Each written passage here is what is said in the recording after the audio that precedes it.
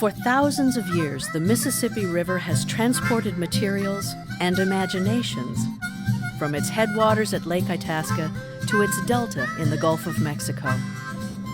The web of relationships connecting those dependent on the river grows more complex every year.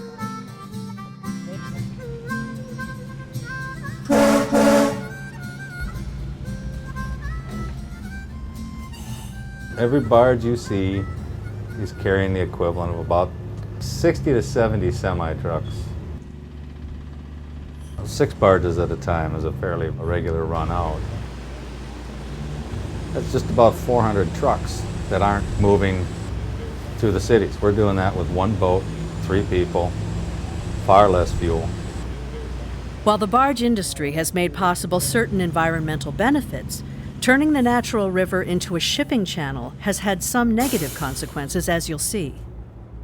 The barge that we have in front of us came up here from Iowa loaded with limestone.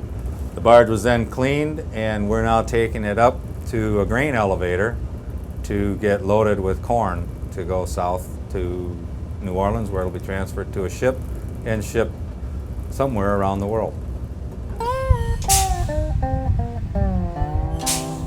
The area in the Gulf, the low oxygen zone, is a feature of the Mississippi River. The reason they call it a dead zone is because when a trawler puts a trawl over, they don't catch anything when the oxygen falls below a critical level. It's also known as low oxygen, oxygen deficiency, hypoxia. Basically, when the boats come in from port, we open up the fish hold and we put these conveyors on board. The one that goes down into the fish hold, it brings the shrimp all the way from below deck, above deck. The captains from years of experience know about every year, certain times is better to try to harvest shrimp in a certain area than another. It's not the same watershed it was 150, 200 years ago. If this industry was to go down, it would be devastating to this community. The pollution you're talking about in the river that we're thinking about, and I'm thinking about, is soil in the river. That's the pollution. You know, look at all those roots holding the soil in place. That was alfalfa before we plowed it.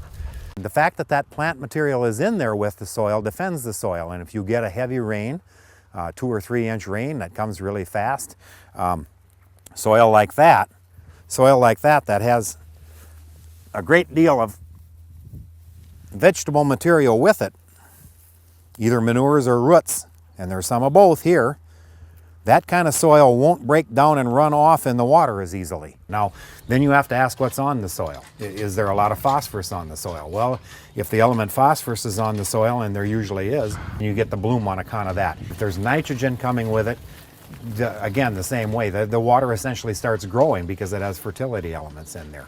The increase in the nutrients from the river is the key driver of the low oxygen zone offshore. For us to have an impact on stopping that, what we have to work on is keeping our soil where it is instead of letting it move. And so everything we do on a farm, on any farm, has to do with, are you keeping your soil where it is? It's a difficult concept to think that what you're doing 1,000 miles away has an effect in the Gulf of Mexico. In the spring when the water's really high and you can paddle through the trees and stuff, all those fur-bearing animals are up on floating logs, and that's a really fun time to paddle through. We paddled down in 2 canoes and then set up a platform on the boats, and then we slept on those. See these trees?